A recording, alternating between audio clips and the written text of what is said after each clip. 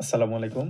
আপনারা যারা জার্মান শিখছেন এবং জার্মান পরীক্ষার জন্য প্রস্তুতি নিচ্ছেন, সেটা হোক বাংলাদেশ অথবা পৃথিবীর যেকোনো জায়গায় গুড ইনস্টিটিউটে।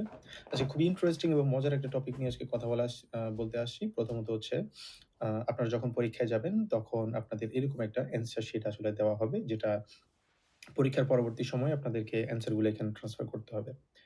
তো খুবই ছোট করে আপনারা যদি এই পাশটাতে দেখেন, খুবই সুন্দর করে এখানে দেয়া আছে, বিশেষ করে যে markieren Sie so, so that means হচ্ছে জার্মান এখানে দেওয়া আছে যে আপনি এভাবে করে মার্ক করুন। nicht so, এই খুবই বড় করে আপনি মার্ক করতে পারবেন না, অথবা এক পাশ হয়ে যায় এমনও মার্ক করতে পারবেন না, অথবা ছোট্ট করে সেটাও করা যাবে না। কোনো ডট দিতে পারবেন না, অথবা টিক চিহ্ন আপনি দিতে পারবেন না। অথবা আপনি গোল চিহ্ন দিতে পারবেন না। ঠিক আছে? তো আপনি তাহলে কিভাবে সঠিকভাবে দিবেন? এখানে উপরে কয়েকটা এক্সাম্পল এখানে দেখতে পাচ্ছেন আপনারা। প্রথমত হচ্ছে ১ নাম্বার আপনারা যেটা দেখতে পাচ্ছেন, এটা হচ্ছে A দেওয়া অ্যান্সার। তো এটা পুরো আম যে আ আ বক্সটা আছে, বক্সটাতে আপনারা এভাবে করে ক্রস করে দিবেন। তো ২ নম্বরেও আমরা দেখতে পাচ্ছি। তবে ইম্পোর্টেন্ট খুবই মজার ব্যাপার হচ্ছে যখন আপনি মনে করলেন ফর এক্সাম্পল যে এই যে অ্যান্সারটা খুঁজে পেলেন, যেমন হচ্ছে ৩ এর অ্যান্সার আপনি অলরেডি B আপনি দাগিয়ে ফেলেছেন এবং আপনি খেয়াল করেছেন এটার অ্যান্সার আসলে B না, এটার অ্যান্সার হচ্ছে C। তো এক্ষেত্রে আপনি কিভাবে কারেক্ট করবেন? এখন আপনি যদি দুটো যদি আসলে এভাবে করে আম দাগ দিয়ে থাকেন, তো এক্সামিনার কখনোই বুঝতে পারবে না সঠিক উত্তর কোনটা। সেক্ষেত্রে আপনার এটা ডিসকোয়ালিফাই করা হবে। তো এখানে যে ইনস্ট্রাকশনটা দেয়া হলো যে আপনাকে আম আ যখন আপনি বুঝতে পারবেন যে B নাম্বারটা আসলে এখানে ভুল এবং C নাম্বারটা আপনি বুঝতে পেরেছেন যে এটা হচ্ছে সঠিক।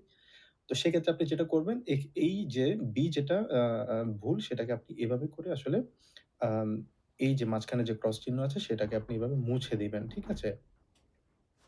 তো এখানে যেটা আমরা দেখতে পাচ্ছি, এটা পুরোপুরিভাবে যদি আপনি মুছে দেন এবং হচ্ছে যেটা সঠিক উত্তর সেটাকে আপনি যদি এভাবে করে ক্রস চিহ্ন দেওয়া হন, তার মানে হচ্ছে এক্সামিনার এই যে অ্যান্সার যেটা আছে B, সেটাকে আসলে অ্যান্সার হিসেবে ধরবে না এবং এইটা হচ্ছে C নাম্বার, যেটা হচ্ছে সঠিক উত্তর হিসেবে সেটা কনসিডার করা হবে। এবার আসি হচ্ছে ২ টা উত্তরের ক্ষেত্রে। ফর এক্সাম্পল আপনি মনে করলেন ১ম এ যে B নাম্বারটা হচ্ছে সঠিক ৪ এর এখানে, এবং পরবর্তীতে আপনি B টা এখানে ক্রস করলেন। ক্রস করে দেওয়ার পরবর্তীতে আপনি আম আ সি আ সিউর হলেন যে C নাম্বারটা হচ্ছে কারেক্ট। ঠিক আছে? তো আপনি C নাম্বারটা দিলেন। তো এক্ষেত্রে আ আপনি পরবর্তীতে আবার মনে করলেন যে C নাম্বারটা সঠিক হবে না। আ A নাম্বারটা হবে এখানে কারেক্ট। তো এক্ষেত্রে কি আপনি দিতে পারবেন কিনা? তো এক্ষেত্রে আপনি কি C যেটা আছে সেটাকে এভাবে কি আবার ভরাট করতে পারবেন? তো এটার উত্তর হচ্ছে আসলে আপনি ওরকম করতে পারবেন না। জাস্ট আপনার একটা মাত্র সুযোগ আছে, যেখানে আপনি শুধুমাত্র এটাকে যেটা ভুল উত্তর হবে সেটাকে আপনি বৃত্তটা বক্সটা ভরাট করে দিয়ে পরের যে সঠিক উত্তর যেটা আছে সেটাকে আপনি এভাবে ক্রস চিহ্ন দিয়ে দিতে পারবেন। বাট দুটো করার কোনো সুযোগ আপনি নেই। সেক্ষেত্রে আপনি যদি এটা করে থাকেন, সেক্ষেত্রে পুরো কোয়েশ্চেনটাই আসলে এখানে ডিসকোয়ালিফাই করা হবে।